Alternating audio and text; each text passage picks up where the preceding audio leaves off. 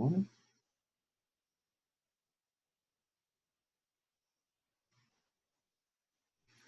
right. So capitalism, laissez-faire, economic freedom in the country that loves freedom. Um, and capitalism comes all the way back from the 1700s when a guy named Adam Smith wrote a book called The Wealth of Nations, in which he said the government should stay out of economic affairs. The government should just let businesses do as they please. Okay. And then that was a system that during the early periods when the ideas for our government were being discussed and formed was a really popular idea that the government had used a system before capitalism that we often refer to as mercantilism, where the government controlled the economy in a huge way. They put tariffs on goods that were coming in from another place, so you would only buy stuff made in their country. They chose which companies would be winners and losers. They gave subsidies and helped the companies that they wanted to see succeed. Um, and there was very little economic freedom during that period.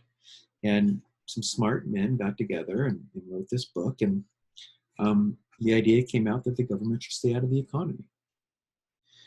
Our government, our early government, was pretty darn close to a pure capitalism, where the government tried to stay out of most economic matters other than defense. I mean, and the government even had a hard time raising taxes to pay for the defense.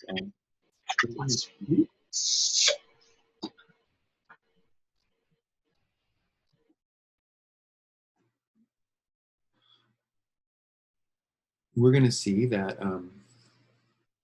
sorry, I got interrupted there, that in the Articles period, one of the biggest reasons this government did not keep using the Articles of Confederation, but instead moved to our current constitution, was because they couldn't raise enough money to pay for the military, because people didn't want to pay their taxes. And the question is, well, how are we going to pay for the military if we can't tax you? We need money to pay for the military. So that's the very low level of capitalism. And we're going to see that eventually in our country, and not just in our country, but in Europe, where a lot of these ideas came from. Of course, our culture is largely European based, especially back then, that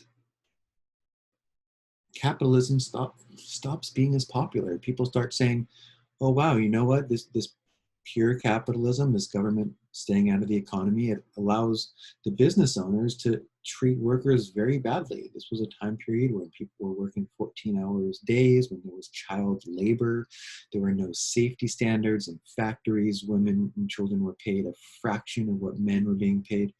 And people start pushing for ideas like the government needs to put rules on businesses. These rules will eventually be called regulations.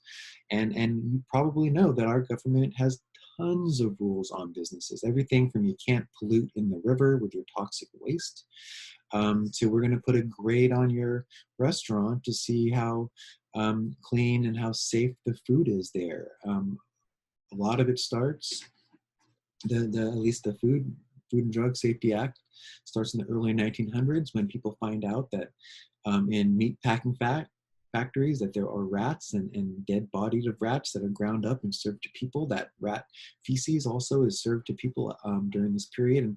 And the government over the last 100 and 200 years has put a ton of rules on businesses. President Obama was famous for making businesses try and be cleaner towards the environment.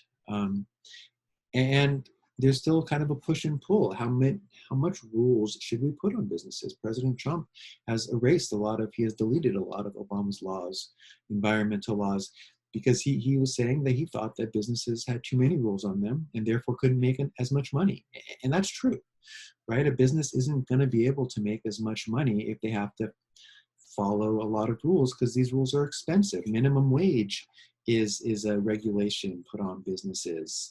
You have to have a safe work environment for people. You can't dump your toxic waste in the river that people are going to drink later on down the road. So These are all examples of regulations that have been put on businesses that really make our government not a pure capitalism, but instead a mixed market economy. And we're going to get into that and many other of these, very briefly discuss these economic systems on Thursday.